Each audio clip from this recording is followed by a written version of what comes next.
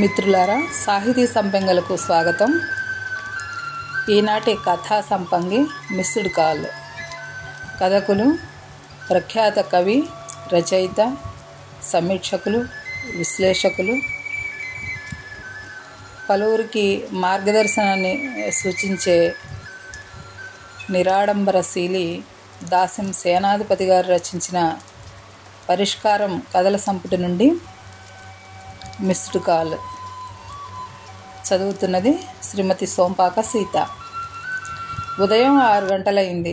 Morning walk పూర్తి చేసుకుని అప్పుడే ఇంటికి చేరాడు శరత్.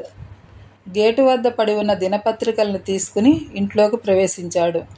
రిలాక్స్ అవ్వడానికి సోఫాలో వాలాడు. 20 నిమిషాలు గడిచాయి. ఏమండి, కాఫీ రెడీ చేసి డైనింగ్ టేబుల్పై పెట్టానండి, తీసుకెళ్ళండి అంటూ భార్య సంగీత గొంతు వంటింట్లో నుంచి వినిపించింది. సరే అంటూ కాఫీ కప్పు తెచ్చుకున్నాడు శరత్. ప్రతిరోజు హిందూ, ఆంగ్ల పత్రికతో పాటు మరో 2 తెలుగు దినపత్రికలు వస్తాయి ఆయనకు. గబగబా పత్రికల్లోని హెడ్లైన్స్ చదివేస్తున్నాడు. టీవీలో భక్తి ఛానల్ వారు ప్రసారం చేస్తున్న ఆధ్యాత్మిక ప్రవచనాన్ని మరోవైపు వింటున్నాడు. కాఫీ తాగుతూ పత్రికల్లోని వార్తల వివరాల్లోకి వెళ్ళాలని ప్రయత్నిస్తున్నాడు. ఇంతలో సెల్ ఫోన్ మ్రోగింది. పేపర్ పక్కన పెట్టి కాఫీ తాగుతూనే సెల్ ఫోన్ లిఫ్ట్ చేద్దామని బెడ్రూమ్లో ఉన్న ఫోన్ వైపు అడుగులేశాడు శరత్. ఫోన్ లిఫ్ట్ చేసే సమయానికి కట్ అయిపోయింది. మిస్డ్ కాల్గా రిజిస్టర్ అయిన నంబర్ను పరిశీలించాడు. కాఫీ కప్పు పక్కన పెట్టి అది పరిచయం ఉన్న నంబర్ కాదని తెలుసుకున్నాడు. ఎవరిది కావచ్చు అని ఆలోచించసాగాడు. అవసరం అనుకుంటే మళ్ళీ వాళ్లే ఫోన్ చేస్తారులే అనుకుని తిరిగి డ్రాయింగ్ రూమ్కి సెల్ ఫోన్తో సహా వచ్చి పేపర్లు తిరగేస్తున్నాడు శరత్. ఓ 10 నిమిషాల తర్వాత మళ్ళీ ఫోన్ మోగింది. లిఫ్ట్ చేద్దామని ప్రయత్నించేసరికి ఇదివరకులాగే కట్ అయిపోయింది. మిస్డ్ కాల్ చూస్తే అదే నెంబర్ నుండి కాల్ వచ్చిన విషయాన్ని గ్రహించాడు శరత్. ఇంకోసారి వస్తే తానే స్వయంగా ఫోన్ చేసి రెస్పాండ్ అవుదామని అనుకున్నాడు శరత్. కొంత సమయం గడిచాక మళ్ళీ ఫోన్ కాల్ రానే వచ్చింది. అది మిస్డ్ కాల్గానే మిగిలిపోయింది. ఈసారి తానే స్వయంగా ఆ నంబర్కు కాల్ చేశాడు శరత్. ఒక మంచి తెలుగు మెలోడీ సాంగ్ రింగ్ టోన్గా వినిపిస్తోంది. తెలుసా మనసా ఇది ఏ జన్మ అనుబంధము అనే పాట. అదే రింగ్ టోన్. ఫోన్ లిఫ్ట్ చేసి, హలో బావగారు, బాగున్నారా, ఏం చేస్తున్నారు అంటూ ప్రశ్నల వర్షం కురిపించింది. కొత్త గొంతు వినడంతో కంగారు పడ్డాడు శరత్. ఎవరై ఉంటారు? ఈ వాయిస్తో బావా అని పిలిచే మరదళ్ళెవరు లేరే అని ఓ క్షణం మనసులో అనుకుంటూనే, హలో ఎవరండి మీరు అని ప్రశ్నించాడు.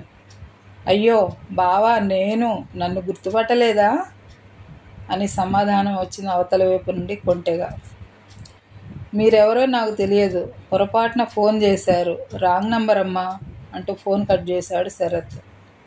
బావ ఆట పట్టిస్తున్నాడని మళ్ళీ డయల్ చేసింది. హలో అంటూ ఈసారి అసహనంతోనే ఫోన్ లిఫ్ట్ చేశాడు శరత్. ఒకసారి చెప్తే అర్థం కావడం లేదా? రాంగ్ నెంబర్ అని చెప్పానుగా, ఇంతకు మీరెవరు, ఎవరు కావాలి, ఏం కావాలి మీకు అంటూ ఆరా తీశాడు శరత్. ఏంటి బావా మరీను, నేను శశిని బావా, వాయిస్ గుర్తుపట్టలేదా అంది గోముగా. శశ? తనకున్న 2 మరదళ్లలో శశి అనే పేరుతో ఎవరూ లేరే అని మనసులోనే అనుకుంటూ, శశి నీవెవరో తెలియదమ్మా, పొరపాటున నాకు చేశావు, ఇప్పటికైనా ఫోన్ పెట్టేస్తావా అంటూ కాస్త గట్టిగానే చెప్పేశాడు శరత్. రాంగ్ నంబర్కు మిస్డ్ కాల్ ఇచ్చి ఇబ్బంది పెట్టానే అనుకుంటూ శశి తనలో తాను ఫీల్ అవుతూ సారీ చెప్పేస్తే బాగుంటుందేమోనని మళ్ళీ అదే నెంబర్కు రీడయల్ చేసింది. ఈసారి ఫోన్ ఎత్తే వరకు లైన్లోనే ఉంది. హలో సార్, సారీ సార్, మిమ్మల్ని ఇబ్బంది పెట్టాను, వెరీ వెరీ సారీ అంది శశి. ఇట్స్ ఆల్ రైట్ అంటూ శశి సంస్కారానికి కొంత మెత్తబడ్డాడు శరత్.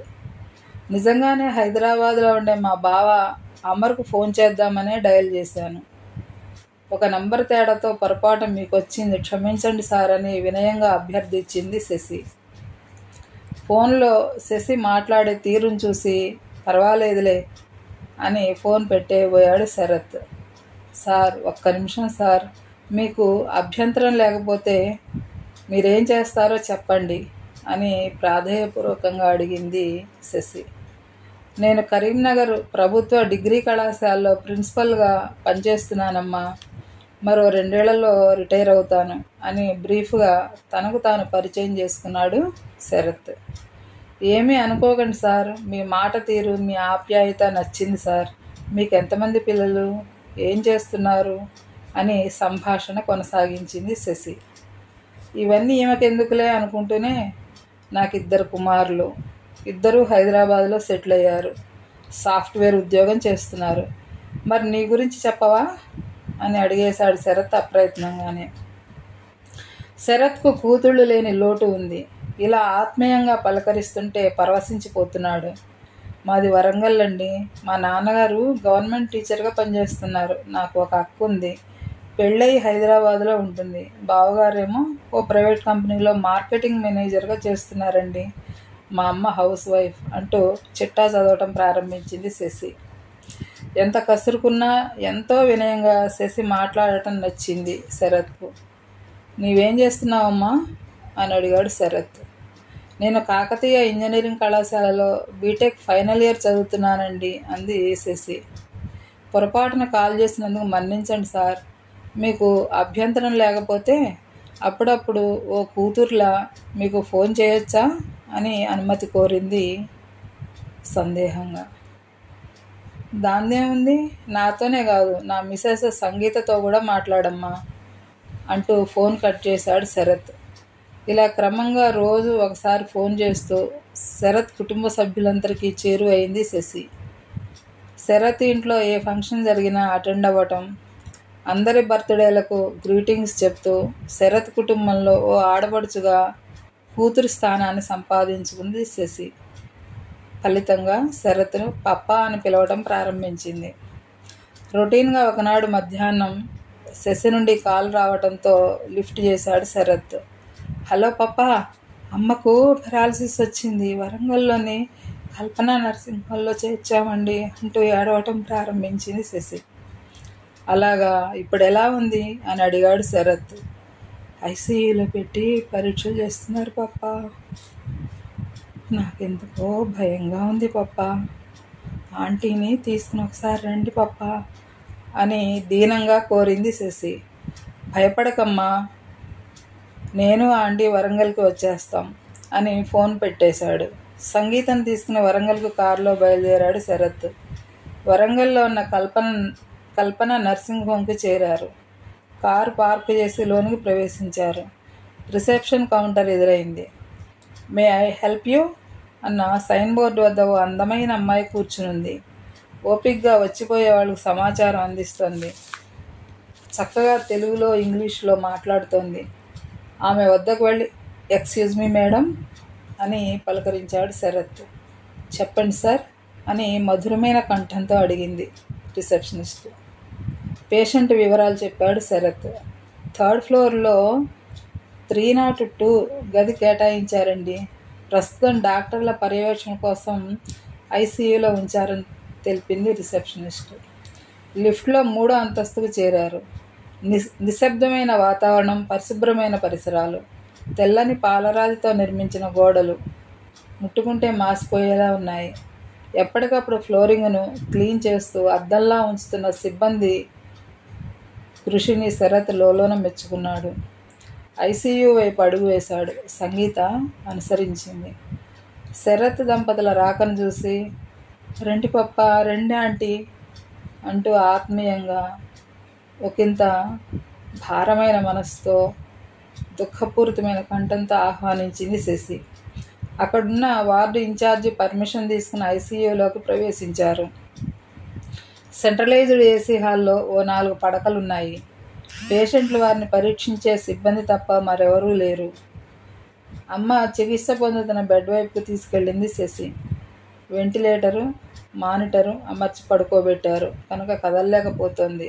స్పృహలోనే ఉంది.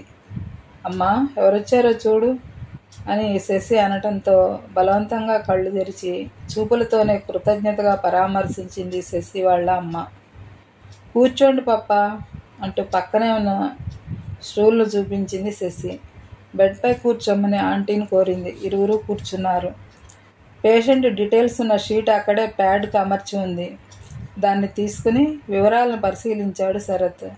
వేరొక ఫైల్లో వివిధ టెస్టుల రిపోర్ట్లున్నాయి. వాటిని కూడా చూడటం ప్రారంభించాడు. ఇంతలో కార్డియాలజిస్టు డాక్టర్ రౌండ్స్కు వచ్చారు. డాక్టర్ను చూడగానే లేచి నిల్చున్నారు శరత్ దంపతులు. గత 2 గంటల్లో పేషెంట్లో వచ్చిన మార్పులను, సిస్టర్స్ కేసు షీట్లో రాసిన వివరాలను సమీక్షించాడు. మళ్ళీ కొన్ని మెడిసిన్స్ వగైరా షీట్పై రాశారు డాక్టర్ గారు. ఇంతలో శరత్ తనకు తాను డాక్టర్కు పరిచయం చేసుకున్నాడు. ఎలా ఉందండి పేషెంట్కు అని ప్రశ్నించాడు శరత్. పర్వాలేదండి, సరైన టైంకు హాస్పిటల్లో చేర్పించారు. ట్రీట్మెంట్ వెంటనే అందటం వల్ల పెద్ద ప్రమాదం తప్పింది. ఇప్పుడు అవుట్ ఆఫ్ డేంజర్. 2-3 రోజుల్లో మామూలు మనిషి అయిపోతుందండి అన్నాడు డాక్టర్. ఆ మాటలతో శరత్ దంపతుల మనసు కుదుటపడింది. 2 గంటలు అక్కడే గడిపి వారు కరీంనగర్కు పయనమయ్యారు. డాక్టర్ అన్నట్టుగానే ఓ 3 రోజుల్లో శశి వాళ్ళ అమ్మ కోలుకుంది. మున్ముందు జాగ్రత్త కోసం వాడాల్సిన మందుల జాబితా రాసిచ్చి డిశ్చార్జ్ చేసి ఇంటికి పంపించారు. కష్టకాలంలో శరత్, ఆయన భార్య సంగీత చూపిన ఆదరణ శశికి ఎంతో నచ్చింది. వారి ఓదార్పు ఆమెకెంతో సాంత్వననిచ్చింది, మనోధైర్యాన్ని చేకూర్చింది. ఫలితంగా వారికి శశి మరింతగా దగ్గరైంది. మిస్డ్ కాల్ పుణ్యమా అని వారికి కూతురు లేని లోటు తీరుస్తున్నది శశి. ప్రతిరోజు శశి ఫోన్ కాల్ కోసం ఎదురు చూడటం శరత్ దంపతులకు దినచర్యగా మారింది. కథ సమాప్తం. మీకు నచ్చితే మీ ఫ్రెండ్స్కి షేర్ చేయండి, మీరు లైక్ చేయండి, సబ్స్క్రైబ్ చేయండి, కామెంట్లు ఇవ్వండి. మీ ఆదరణే నాకు ప్రోత్సాహంగా భావిస్తున్నాను. ధన్యవాదాలు.